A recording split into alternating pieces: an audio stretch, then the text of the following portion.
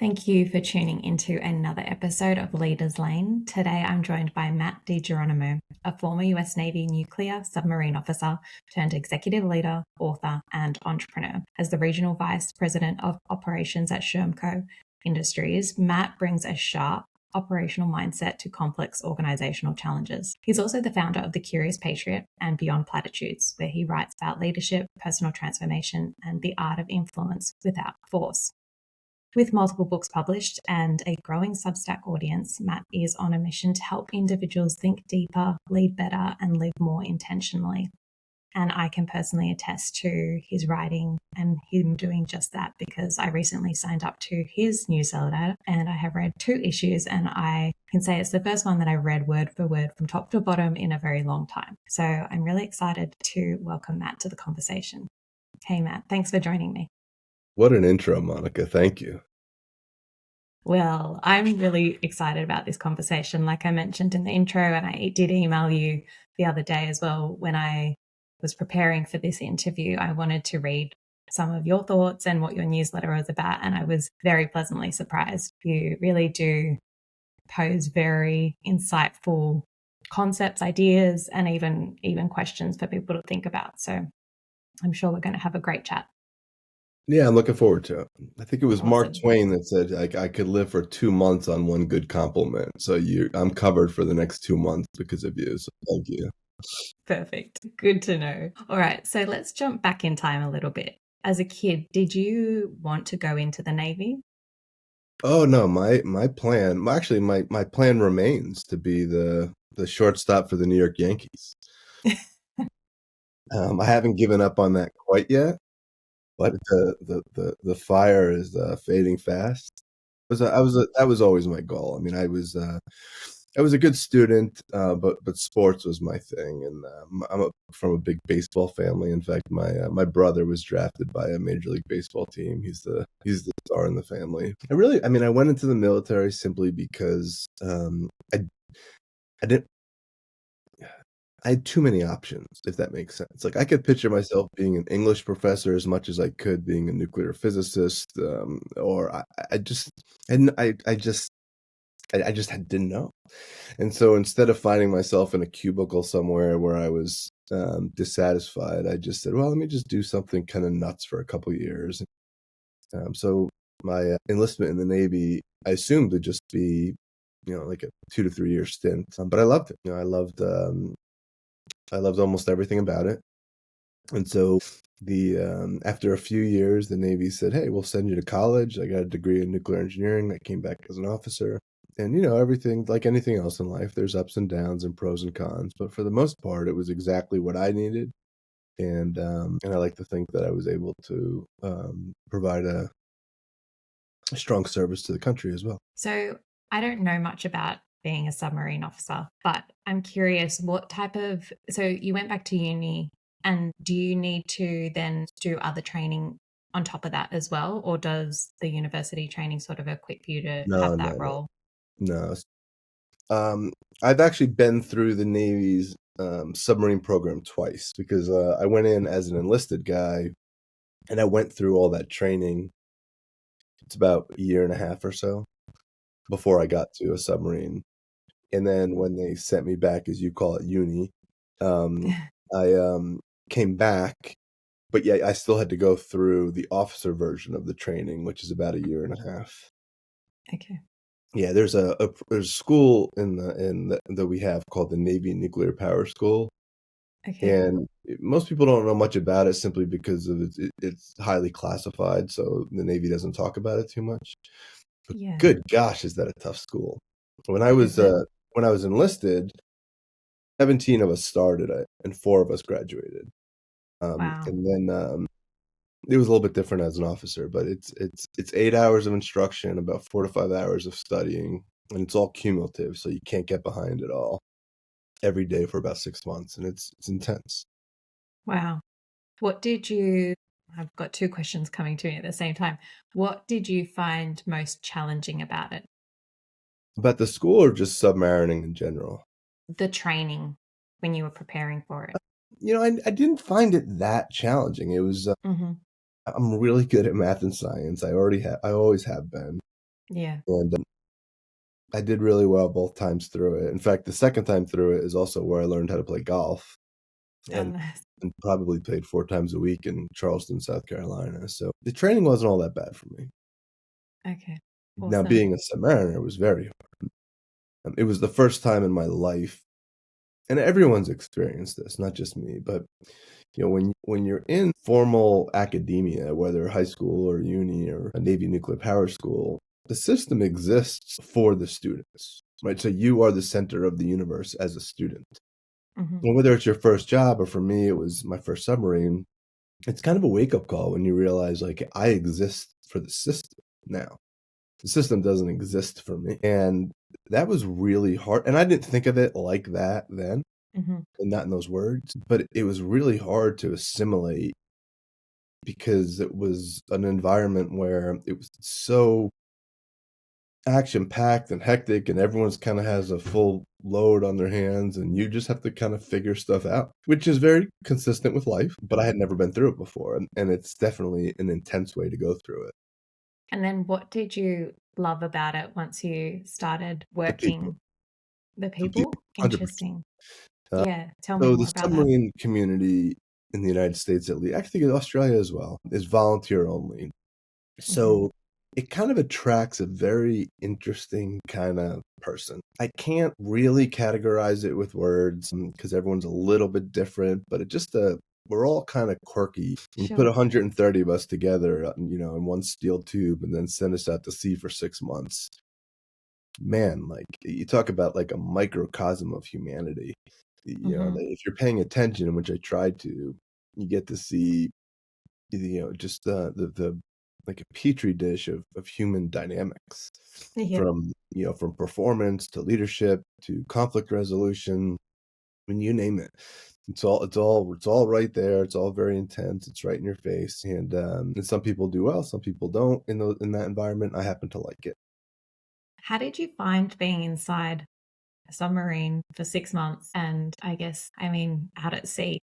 Yeah, so it's interesting because I'm not like a seagoing guy. Like I didn't have sailboats, or I was a decent swimmer, but, like, not in the ocean, like, in a pool. Mm. So there was some adjustment of, like, being a nautical type of guy. Over about 20 years, I would say maybe 6 times, Mhm. I had this wave of panic come over me.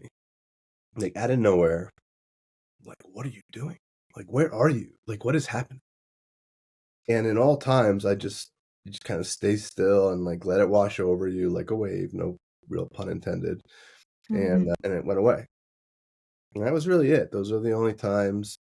It's, It can feel a little bit, if you've seen the movie with Bill Murray called Groundhog's Day, it can Yeah. feel a little bit like the same thing every day, but you stay very, very busy. Like, one of the biggest misconceptions about submariners is that, we sit around, we watch movies, we read books. An average 6-month or 7-month deployment, I might have watched a single movie, may have read, like, I would always bring a bunch of books with me, never ever finished one because I would be so Mm. tired. So Yeah. when I would try to read, and I'd get through, like, the first 2 pages and fall asleep, and I would do that every night for months on end, Mhm. thinking I would read. So it's sleep is definitely a luxury on a submarine because you really just don't have enough bodies to do the things that need to be done, and as a Mhm. consequence, everyone is stretched pretty thin. Yeah. Interesting. And so tell me, at what point did you start writing, or did you gain an interest in expressing your thoughts through writing? That's a good question. So, like I kinda alluded to earlier, I'm a little bit odd in that I never had a favorite subject in school. Like, I liked them Mhm. all. Like, I loved reading, I loved writing, I loved painting, I love sports, obviously love math and science. And so I was always very literary, and somewhere along and when on a submarine, I used to journal a lot because I knew I was capturing a lot of interesting life lessons, and I didn't want to lose them. So I was constantly writing. What was I gonna do with that skill or passion? I don't think it was clear to me till after I got out of the Navy, where I realized me and a gentleman that I served with named Bob Kuntz, we co-wrote a book called Extreme Operational Excellence, which is of my 7 Amazon books, it's the purest leadership type book. And we wrote it not to toot our horns, or it was not really a memoir. It was more about, like, we just found it interesting that we'd both been in the civilian world for, let's call it 3 years. Maybe more than that, 4 years. And we were making all these observations about what life was like in the civilian world. And it was evident to us that there were some things that were done in the submarine community that would be very helpful to most organizations. And if I could just back up for a second, if you think about a nuclear submarine, the average age on board is probably about 25, 26. You're operating a full nuclear power plant, just like a civilian one. No one stays on the submarine for more than maybe 3-4 years tops. So it's this revolving door of very young people, and it's mobile, and we take it into some pretty harsh environments. And yet it has a damn near perfect safety record. In fact, when Boeing got into some issues recently with its safety culture, they hired a Navy nuclear submarine admiral to lead their safety program. When NASA has had some untoward events, they've asked the Navy to come join them in their root cause analysis. So it's pretty well regarded as such, but no one had really ever uncovered why, or at least talked about why. And that's what that book attempts to do. And I really, really enjoyed it. I enjoyed the process of writing. I can't stand, and then this is just my own weakness. I Yeah. don't read book reviews. It's good or bad. I mean, if I read something that's really good, it makes me feel embarrassed. And if I read something that's really bad, it makes me feel angry. So, no one who reviews anything of mine can win. Yeah. That part I didn't like. But like seeing, and then for a couple years, I was doing a lot of public speaking and training and stuff like that based on the contents of the book. And writing a book is such a cool thing. Like I would show up, I was in Canada working for a company called Husky Energy. And I remember this is like one of my first assignments regarding the book. And there was this group of guys in this office that I think they were like quality assurance folks. And they all had a copy of our book, but it was all like all these yellow stickies and all these notes, and they're asking me all these questions. They're like, on page 43, you said blah, blah, blah, blah, blah. Did you mean that? And I'm like, I don't remember. So like seeing what you created out in the universe, you created from a blank sheet of paper and an idea. And then when it goes out into the world, there it is, presumably forever. And there was just something I really, really liked about that. And then subsequently, someone gave me some really good advice about writing. And they said, it's pretty commonplace to be told you have to understand your audience. And you can't say I'm writing for everyone. You have to define who is your audience. And someone once told me your best audience is your former self. So if you think of yourself, say 20 years ago, what would you tell that person? And so when I write now, I'm usually writing to Matt 20 years ago. And I enjoy that, because it makes it a little bit easier for me to write. And quite frankly, I've finally gotten to the point where I'm no longer writing for me, I'm writing for the audience. Like that first book, I mean, I never thought of it back then, but as a first-time author, I was writing for me. I wanted to be a published author. It takes a lot of work to set your ego aside, and just really give yourself to the audience to the best of your ability without, succumbing to being indulgent or anything like that. So a long answer to a short question, but that's my kind of my journey into writing. Yeah, no, I appreciate the answer. And I think writing, I think the fact that you have written books it just shows, I don't know, it's definitely something that requires energy and effort and thought. And I commend anyone who has done it. And I think it's such a beautiful process because you learn so much about yourself in the process. And I imagine because, you've written multiple books, do you feel like you've learned something different about yourself after each book? Great point, by the way. Mm. Yeah, I think, and I probably, so you're right on the money. I think some people meditate, some people go for nature walks. There's all types of ways to connect with yourself. For me, it's writing, and It's fortunately or unfortunately, like, my mind just never stops about having ideas of what to write about. Like, I can't make it stop. So, like, my list of things of like, I literally, if I had the time, I could write every day probably for the next 30 years just off the Yeah. ideas I have written down because it's like, I've heard it with comedians who, it's all they could think about is, like, what would be funny. Hmm. And I have something similar with writing, and I appreciate it. Sometimes it can be a little much, but Mm. it's my version of meditation, I guess. Best way to say it. Yeah. Question then, how do you feel now with the introduction of AI and, ChatGPT and Claude and things like that? Do you utilize those with your writing, or how does that come into your writing world? Yeah, I use it for 2 things. I use it for images. Hmm. It's pretty powerful in that regard, and I use it for proofreading, and that's really it. I've experimented with it in other ways, and it just to me, it's just so clear that that's not my voice. Even when I try like, sometimes I'll say, "Okay, I've experimented with it," like, "Okay, I have this idea. Here's the idea, write a first draft, and then I'll edit it," which I think a lot of people probably do these days. But now I have something that's not my voice, and I have to literally replace pretty much every word to make it my voice. I think if you're and it's funny you should say that because I just saw something on my social media post. It was an image of a newspaper that showed teachers protesting outside of their school because of the introduction of calculators. Yeah. And it's just a good reminder that you can't stop technology. You just can't. Yeah. And the same thing was said about the television and then the internet. We will find a way to make it work. I think as a writer, I'm not threatened by it because I think what it really will do over time is it will make everyone an okay writer, if not a good writer. Yeah. But that's grammar and word selection, like vocabulary. I don't read for those types of things. Like, I read for Mm. authenticity. I read for rawness. I read for so I think, it's gonna muddy the waters a little bit, maybe for a while, but I think the best ideas will still rise to the surface. And, I don't very few of us, whether it's music or television, movies, or reading or poetry or art, want the best of something.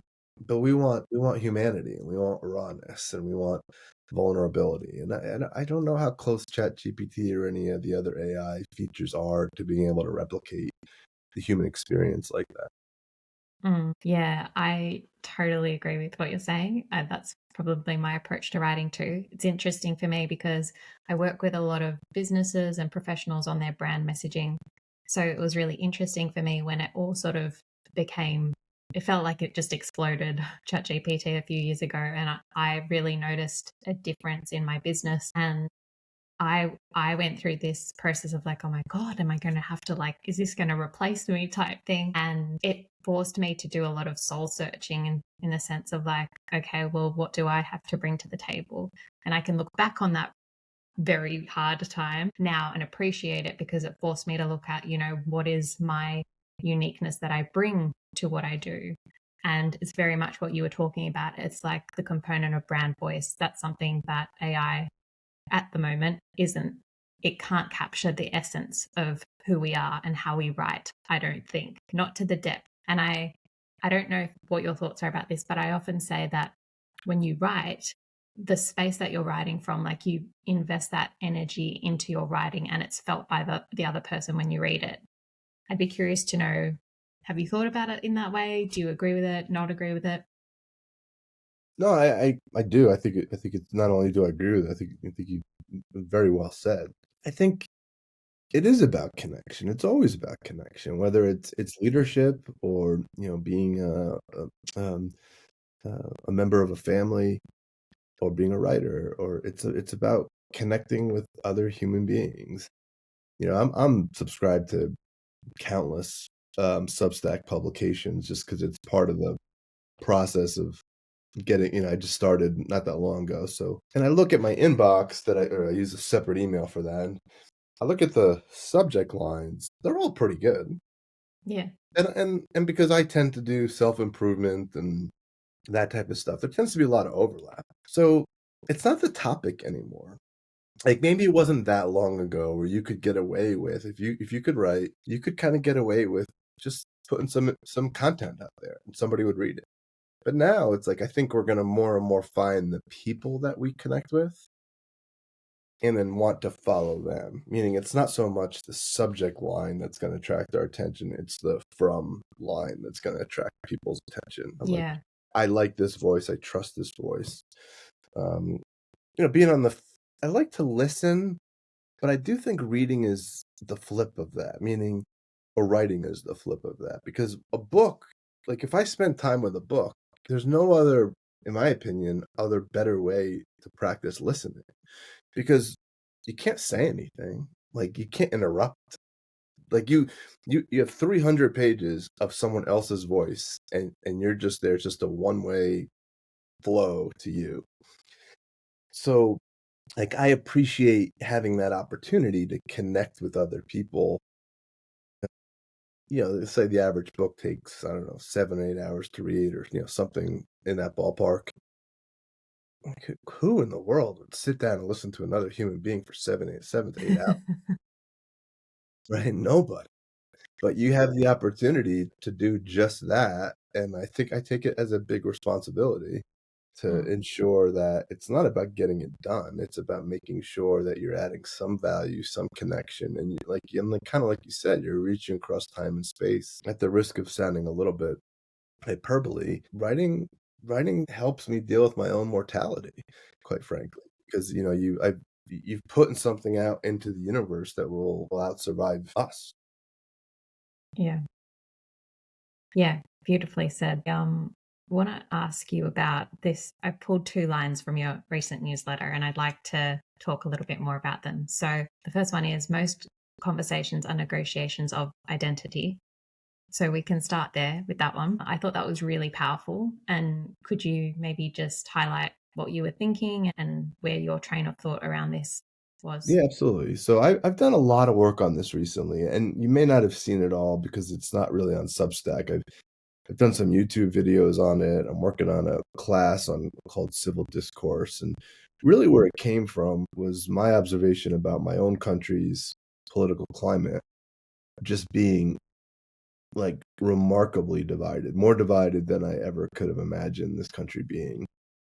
And I started to really explore. It was like very confusing to me, to be honest, that there's 75 million people in this country who believe that 75 million other people are idiots. And like, I wouldn't do that in a room full of 10 people, never mind 75 million people. Like, they can't all be idiots, right? And so Mhm. we need to start listening to each other. So just done a lot of thinking and reading about the topic. And kind of the more I've explored it, the more I realize that very few conversations are about the words that are being shared. If my wife gets frustrated at me because I didn't take the garbage out, and let's say we got into an argument over that, we're not arguing about the garbage. Maybe we're arguing about the power dynamic in the house, the division of labor, the feeling that there's all types of things going on. And even in the boardroom, like, or a conference room, to think like, okay, we're here to talk about the product launch for quarter three. Not really. Yeah, I mean, those are the words that everybody will say, but how many like nuanced variables are going on? Like, this guy's worried about being fired. This guy's brand new and is trying to make an impression. This guy's trying to avoid work. This guy hates that guy, so he's going to disagree with everything he or she said. I mean, it just and until you appreciate that, you just go around thinking that everyone is saying what they're thinking, and it's just not true.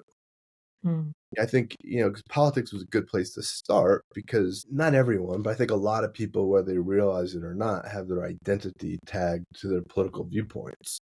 So when that political viewpoint is under attack, the ego thinks it's a street fight.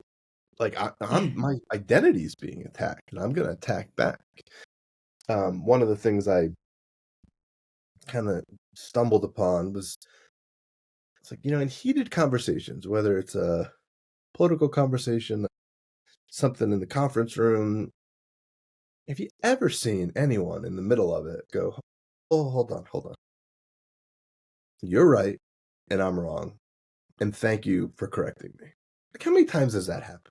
But yet No. when you listen to the way we talk, it's almost like that's what we're trying to accomplish. Like, if I didn't know any better, I would think that everyone thinks that is a possible outcome, Mm. but it's not. So why do we talk to each other that way? So, I'm really trying to give a message or a voice to the message of stop trying to win. Stop trying to win. It's not about winning. Influence is not about winning. Even if you get someone to say, "Okay, fine, fine, whatever." You better be sure you pick your battle carefully because, yeah, you may have gotten what you wanted, but that relationship is probably going to be strained for a while or certainly modified for a while. Yeah. And so, it reminds me of the movie Inception a little bit. Have you seen that movie? Yeah, I have. Where it's like kind of like the best that you can hope to do is plant a seed that will grow in time. And then the other person subsequently says, "Oh, I have this great idea. I had this epiphany." Like your phone will never ring with someone saying, "Hey, remember we had that conversation 6 months ago? You were right. Thank you." That's never going to happen. But you can hope to plant a seed, and that's it. Yeah. Yeah, it's a very powerful point that you're saying. And I feel like, particularly in my own life, I think maybe last year I really started paying attention to that in different dynamics. And I find family is often a very good teaching ground for that. And, I feel like I can, particularly in family situations, I probably would shut down more. I'm a bit conflict averse. But I would notice that and I was like, okay, Monica, like I'd talk myself through it and then, break it down in my mind, like what was said here and what was the response in me and what did I think was being said. And, just breaking down the two conversations taking place almost takes the power and the reaction out of it. And I find, in my own experience at least, over time I've become better at it. So those things don't necessarily happen anymore. But I think you have to take time to self-reflect because it doesn't just disappear. Oh, 100%. 100%. And I think the downside to not doing that really just means you're like 85% of the rest of the world. The Mm, upside to doing it is that it opens up a whole new perspective where it almost feels like I have a cheat code where, I don't as a leader, I don't approach my communications the same way as I used to. This is, and that's true of all of us all the time. We're always evolving. exactly. But, I think one of the things I struggled with as a leader was, academically, I was an straight A student. And then professionally in the military, I always strove for that metaphorical A. But, that's not the way the world works, right? I mean, so especially as a leader, if someone who works for me says, "Hey, I'm doing this thing, da da da, and this is how I'm going to do it," and let's say in my mind that's C plus work, it might be okay because now you don't have to do it, and this person owns it. It was their idea; they're going to own it. The best that you can hope for is to, either take it away from them and now it's yours, and now your bandwidth is shrunk even less than it was moments before. You could tell them what to do, in which case you've completely deflated their balloon. Or you can just maybe plant the seed that you get from a C plus to a B minus, right? And Mm, recognize that organizations, companies, and militaries aren't successful because everyone's getting an A all the time. They're mm, successful because they leverage their strengths and shore up their weaknesses as best they can. Um, but it reminds me of like if theoretically or hypothetically a student comes home from school with 3 A's and a C. Where do most well, I'm digressing here a little bit, but let me finish this up and then we'll get back on no, track. go ahead. That's all good. Where does where's most people's attention go? The parents or the teachers. So go to that Yeah. and I think we're getting that wrong. And it's rolled into this. I know it's a little bit tangential, but like stop it. Like, okay, fine. He's a B plus student in this topic. That's fine. What is she an A plus student at? And let's give her that work because that now Yeah. the organization as represented in that skill set is A plus material. Mm, And because even like end of year reviews, right? Oh, what do you need to work on? What are your weaknesses? Why? I mean, unless you're a two-person company, yeah. you have plenty of people. Like, okay, I'm not very good at this. Like, I don't have to. Mm. Michael Jordan or Mike Tyson, like, were they good chess players? I don't know. Do they have to be? No, because they were world-class athletes in their sport. That was their strength.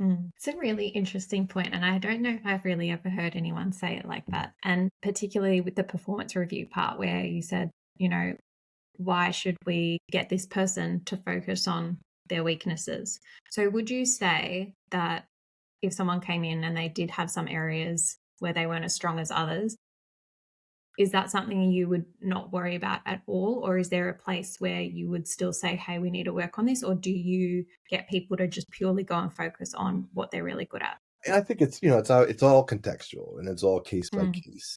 If there's a weakness that's impacting the rest of the organization in a way that's just not palpable or sustainable, then sure, we'll talk about it. But in general, what I try to do is say, okay, if we're going to talk about maybe some of your blind spots, there's more than one way to shore up a blind spot. Like, you don't have to be better at it. Maybe you have someone in your team who's really good at that. And so you're going to lean more on that person to do that type of work for your team. And as a consequence, the team performance will improve and you can focus on the things that you're really good at. So I think it's not that I ignore the weaknesses, or it's not that I'm recommending we ignore the weaknesses, but I think we have way too much emphasis on it. Because we each come with like certain gifts. And in a performance review to say, well, you're really good at this, so we won't talk about that. But let's talk about this. It's like, well, we get that backwards. It's like, we should really be talking about your strength and how we can leverage that more so that the team will be better. But I think reasonable people can disagree on this topic. I recognize that it's not black and white. Yeah. I mean, I just find it really interesting. And I also wonder what would happen if more organizations or, schools and things like that did focus, and what would happen. I think that would be interesting to see, because we know what happens when we focus on maybe the weaknesses or blind spots. So I think it would be interesting if collectively that was more of an approach. I would like to see that. I mean, I have a 7-year-old son, and looks like he'll be pretty good at math. And it's too early to tell, but he's ahead of his peers in math and behind his peers in reading. So we get all this work sent home to help him with his reading, and maybe at this age that's necessary. But I'm just using it to make a point. Yeah. This kid could be the next Albert Einstein. I don't know. Like, why not just give him everything you can about math and science? That's his thing, and make sure that he's got some basic, bar of literacy. But I don't like Hunter's doing great at everything. He just needs to work on this one thing. And then that's the thing we're going to go work on. As if everything else just has a ceiling. And there's no ceiling. Yeah, totally. Yeah, what a beautiful approach. I guess it'll be interesting to see how things unfold for him too. I know as you were talking, this thought popped in. I think naturally we have our gifts. Like, I would say I'm the opposite to Hunter. I'm naturally better at writing, English, that sort of thing. Numbers for me were not a strength at all. And so I recently, 4 years ago, I wanted to learn to fly and become a pilot. Oh. And when I got to the navigation, so in Australia, we do it a bit differently. In the States, we have the recreational license, and then you get the private pilot license, which is the navigational component.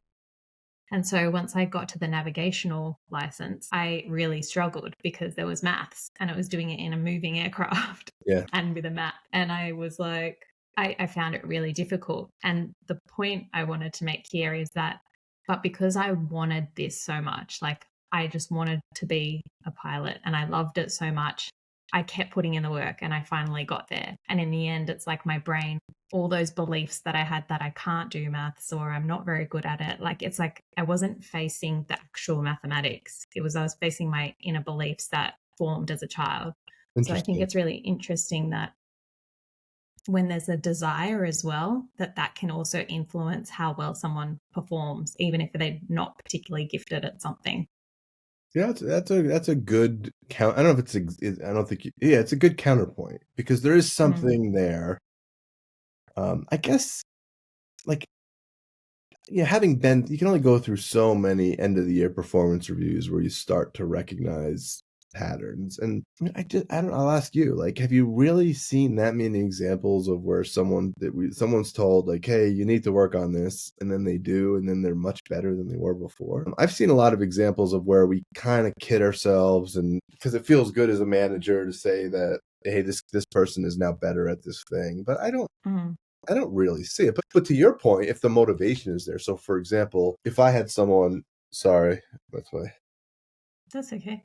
If I had someone who, really wanted to be, have their own P&L, profit and loss, but yet knew nothing about finance, I wouldn't tell that person, no, don't worry about it. That's a weakness of yours. Like it's kind of like your pilot example. Like if you have to do the thing to get to where you want to be, then by all means. And if you're going to be a solo pilot, well, then I guess by all means you got to figure it out. But if you were in a co-piloted aircraft, maybe you would choose not to do the navigation. Yeah. It's not that you can't, but it's just not Totally. an innate strength of yours. Yeah. Yeah, totally. Yeah, I think it's all I totally agree with what you're saying in the sense of like most people, if they're told to work on something, like I don't know, if they don't really like it, they're probably not going to do it. And little kids are a good example of that. They're quite honest with their thoughts and feelings when it comes to things like that. But I want to also touch on this line. It was the conversation beneath the words. I felt like that was super powerful because often we read things, but I don't know that often we kind of reflect on what's being said. It's easy to read something, but like how often do we pause and reflect over something, particularly if it was really powerful? Sometimes I think we're in this, particularly in social media, where there's lots of like quotes and inspirational this and inspirational that, and you're like, oh, that was nice, and then you move on to the next thing. Yeah. But and I sometimes I do this and sometimes I read them, depend on the depth that they hit me. But I think there's definitely a conversation that's happening beneath the words with what we just talked on, but also in the writing part. So tell me your take on this when you wrote that. So some of it is a lot of overlap between what we talked about with respect to identity being kind of beneath the conversation, right? I think where it's slightly nuanced and different is that, we'll use an extreme case, right? The book Alice in Wonderland by Lewis Carroll. It's not a fairy tale. It's a political satire. And when we write, at least what I try to do is like people like stories. People like I don't think we want to be force fed everything. They want to hear a story from someone else's life or someone else's perspective. Even though they can't put themselves in my shoes, I think people would much rather. In fact, I'm working on my first fiction book, and that's why I'm kind of dealing with this right now. And it's a business fiction book, and it's interesting. It kind of goes to this point. I won't bore you with the plot.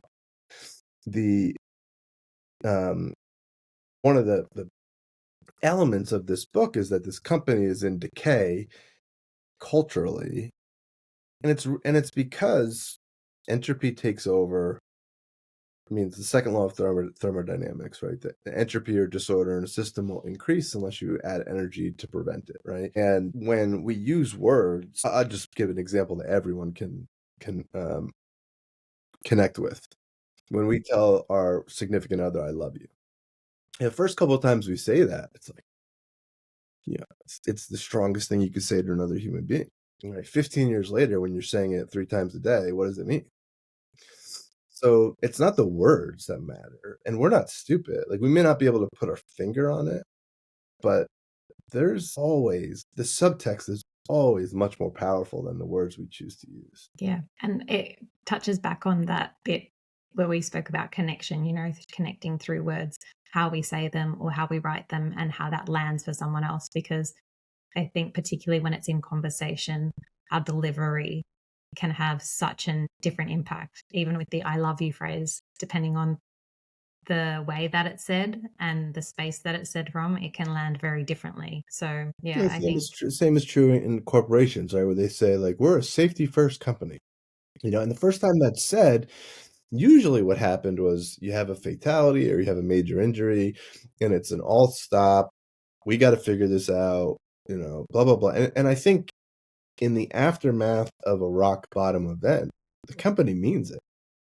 But then Mm. over time, they're just words. They're just Mm. words. And it reminds me of I don't know if this is a real experiment or a made up experiment, but I'll share it with you anyway. Okay. It's and if you've heard it, stop me, but it's the scientists put like 10 monkeys in a room and a ladder, and periodically they'd put bananas on top of the ladder, and like it would drop from the ceiling and go on top of the ladder. So the monkeys would climb up, try to grab it. As soon as someone tried to grab the banana, they would spray the whole room with cold water. So all the monkeys would get sprayed with cold water. So they learned Okay. that like, hey, those bananas are not available. Okay. So 10 monkeys, doesn't matter how many times you put the bananas there, they're not going to touch it. Then they introduced a new monkey. And of course, that monkey, like, why isn't anyone going after his bananas right there? So he Mhm. climbs up and all the monkeys attack him. And he's like, what is happening here? Wow. If you keep replacing the monkeys, eventually you have 10 monkeys who have never seen the consequence of this. They have no idea why we do this. They just know you cannot touch those bananas. But they were never there for the soaking event. And I think that, if you look at a lot of our businesses, like the safety first thing is a good example. It's like, does anyone really, are we just saying those words now? Or do we really know what's behind those words and how that's supposed to be impacting our day-to-day choices and what our company is about? Mm. Safety is it's a shark-infested waters to discuss in this topic because there's so many different nuances to it. But I think the same thing is true about, people who say our core value is integrity. Okay, and you can ask people what are our core values, and they'll say integrity, but do we really understand what that means? Yeah. Because words tend to lose their power over time if we're not, like when an idea, when meaning becomes messaging, we lose it. Mm. And we lose the meaning. Yeah. I would agree with that. Can you tell me, how do you, in your day to day with the teams that you lead, how do you try and instill the approach where, words aren't losing their meaning, or, like we talked on before, planting seeds? Yeah, I try to keep it simple. So I do a couple things. One is I don't like being asked questions as a leader. I don't like when someone says, "Hey Matt, we could, do you want us to go do this Wednesday or Thursday?" And I was like, "I don't. You tell me. Like, tell me what. Like, I'm not stupid. I know I could tell you to change it. So just tell me. Like, I intend to do this on Wednesday." I'll say, "Okay, great." And then and it's kind of an elementary example, but the graduate level of that is when I make tough decisions, I make sure that I carve out the time to express to people what my North Star was for that decision, right? Was this an integrity thing? Um, and because I want them in my absence to make the same decision. Yeah, and then like there's all these little like, and I hate to call them mind games because I don't mean it that way, but this is a mistake I see leaders make all the time, and I did too, and I suspect you have as well, and everybody listening. So you run a team of people, and you have some issue. You get your team together and say, "Here's the issue. I think we're gonna do A to fix it, but I really want to hear your guys' opinions. I really value what you have to say. So let me know what am I missing? Why am I wrong? Tell me." And we've really convinced ourselves that we want everyone to participate in this, but you've poisoned the well. And it goes Mm. back to these inner dynamics. Like, how many people are just going to agree with the boss, whether they realize it or not?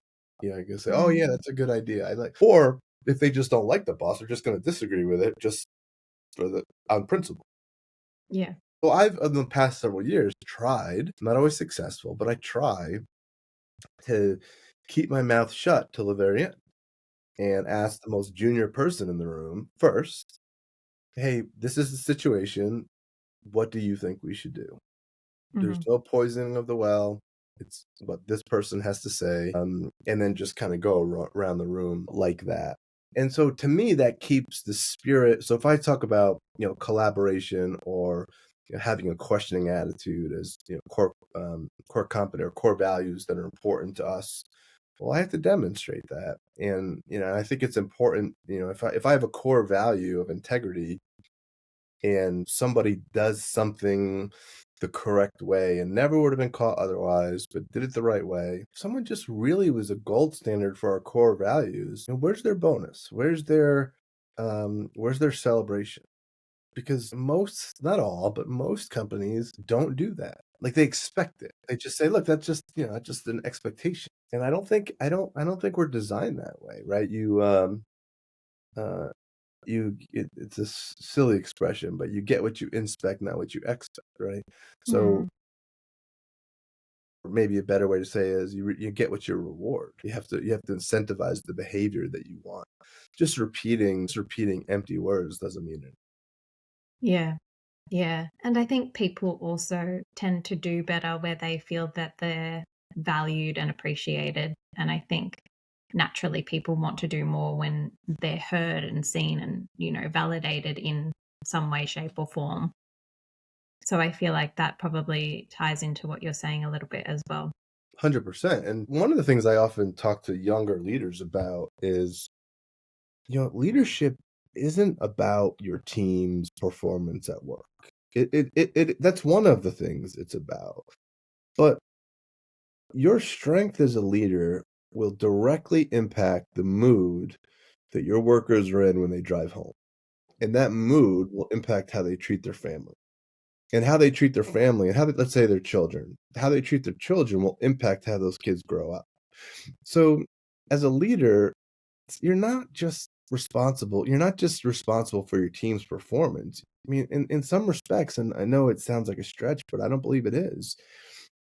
You're impacting people you've never met and never will meet, by your leadership style. And I think that really hit me several years back. I was a plant general manager for International Paper, actually, and I got a letter from one of my workers' wives around Christmas time saying that I gave them their family back and gave the relationship between the father and the kids back. And I just was blown away, and it was just so eye-opening. And I didn't do anything Herculean other than Yeah. maybe just give this person a feeling that their opinions mattered. Things like, they had the kids were special needs, and so we kinda worked out an arrangement for him to manage that. It probably just comes down to authenticity, right? I mean, I can't think of, if I listed out the 10 best leaders I've ever worked for on one side of the page, and then the 10 most authentic leaders I've ever worked for on the other side of the page, I have a feeling those lists would be identical.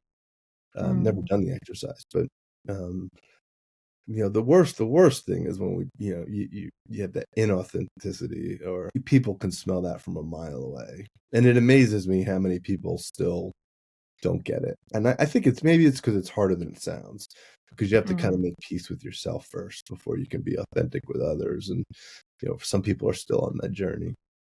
Yeah. Yeah, definitely. I think it does so much leadership. Good leadership really starts with ourselves. And I think, to your point, I think, as a leader, we are responsible for those we lead. But if we can't do that for ourselves first, then it's, our leadership capacity probably, will be here compared to here. And Right. like you said before, we evolve. So it's like just because I'm at this level today doesn't mean that in 3 weeks, if I take time to self reflect and do the work on myself, that I can't become a better leader. So I think, yeah, they go hand in hand. And at the end of the day, when you were talking about performance reviews, we can't force people to do anything. So I think it also, like, the self leadership comes down to the individual. They're responsible for their performance, but we can support them and help bring out their best as well. So I think it's like this kind of beautiful dance we're all Yeah. doing. And the other thing related to this that I think is worth saying is, if you had Mm. asked me 25 years ago, "Hey, do you self-reflect?" I would say, "Absolutely. Absolutely, I do. I'm very self-aware," and I've never met anyone who'd say, "No, I don't do any of that crap." Hmm. I mean, people don't say that. But it wasn't until maybe 10 years ago or so where I started to realize, like, "Matt, you gotta get honest with yourself." There's places in my mind that I wouldn't even let my own self go, but, like, just things about myself or tendencies that I had that, I probably couldn't pass a lie detector on it, but I don't like to think about it. And so, some people, and use that term like self-awareness or self-reflection very cavalierly as if it's just like taking the garbage out. Like, did you do it Yeah. or did you not do it? So much more difficult than that. And, to anyone listening who, really wants to level up, I would recommend you start there. I mean, it's not, you don't need anything special for it. You just got to sit at the end of your bed and say, okay, where do I not let myself go because I'm too scared of it? And let's just, to an outsider, it wouldn't even look like you're doing anything, right? You're just sitting there thinking, but you're accessing parts of yourself that we all have it, things that we just don't even want to acknowledge. And I think that's the secret sauce to self-reflection. I love that question, and I will definitely pull it out as something readers, listeners can read in the show notes, because I think it's a very powerful question. I've never heard it phrased that way, but looking into oneself, into the areas that I don't want to go, like that's even listening to you say it now, I'm like, I want to do that and see what happens, Um, That's where pay but dirt is, in my opinion, because we all, I mean, if you're saying the obvious stuff, yeah. everyone knows that about you. Like, Mm. you're not special because you've reflected on it. You got to get to the stuff that no one knows, and it becomes a barrier between you and the other people around you, whether you Mm. want it to be or not. Yeah, definitely. Now our time is coming to an end. It's gone so fast, and you're very easy to chat to, and lots of interesting insights Likewise, I've I taken forgot we away. were on a podcast. I know, it's like we're just sitting down, like having a casual conversation in the living room or something like that. So I will finish off our conversation. But before I do you have anything else you'd like to add that I haven't asked you about? No, that was a good conversation. I think that you and I could talk for hours. Certainly things that this conversation has brought to the surface of my brain, but nothing more to elaborate on. Awesome. Okay. So we'll finish off with the leaders lane sprint. 4 quick fire questions, and you can just go with your gut. The first question is, what's one of the best experiences you've had in your life? My first deployment on a submarine. It was hard, it was demanding, it was challenging, but man, do I reflect back on those 6 months a lot subsequent to that deployment. Amazing. And what or who brings out your best? My mother and my wife and my son in equal What's one thing that measures. equal measures, Yeah. and probably in different ways as well? Yeah. And what's something you'd like to attempt before you die? Oof. I don't know if attempt is the right word, but I want my goal is to be a acclaimed writer. Like I'm all in on this, and I don't know what it's going to take, but I'm going to get there. I'm going to figure it out, and I want that to be part of my legacy. That's a beautiful legacy, and I champion that. I think I will support that all the way. You're such a beautiful writer, Thank you, and I Monica. really do appreciate really thoughtful and good writing. I don't know, it does something to me where, like, I know I've said it to you a couple of times, but when I read that first newsletter, I was like, wow. And I just haven't felt that feeling of like, that was such a beautiful piece of writing in a very long time. So Wow, that means I so look much to forward me, Monica. Thank you. and I look forward to whatever else comes next. Thank you. Okay, my last question for you is, what did you enjoy most about our conversation? The authenticity of it. I felt like I was in your living room and we were just chatting over a cup of tea or coffee. And, I've been on podcasts where it feels very contrived, and this didn't. And I really appreciate that. And I'm sure your listeners do as well. You do a really good job at what you do. Thank you. Well, thank you for taking the time to chat, and I look forward to reading your next newsletter. And who knows, maybe I can get you back on the show and we can dissect another one of your interesting topics. Yeah, anytime. Anytime. I would love to come back. Awesome. All right. Thank you Thanks, again, Monica. Matt. You too.